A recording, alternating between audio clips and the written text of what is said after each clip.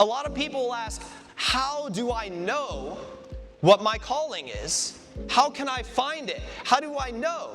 I want to just set as a foundation here and let you guys know that calling is very fluid.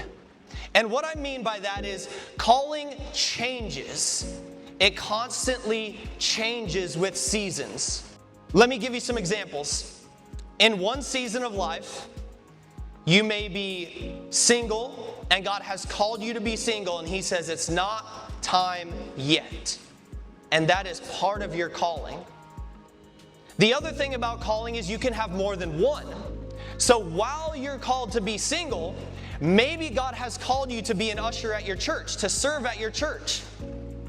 So there's two callings, right? There's multiple. Then you can add in your job. You can add in a number of things, whatever God can lead you to. It's not always this big, grand thing. It can just be the simple things that God calls us to and leads us to in our lives.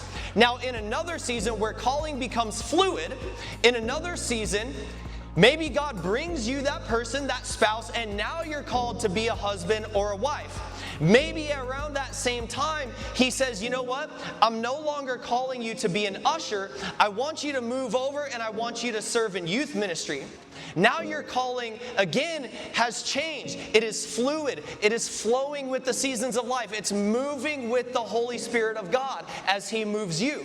So calling is very fluid. And I want to set that for you guys right off the bat. We have to know this. We have to understand, because this takes the pressure off. For one, okay? So let's take the pressure off. Two, and even more importantly, there is one calling that you will ever have in your life that will never change. It'll never change. And this is the calling that you have to build the foundation of your life and everything that you do on top of.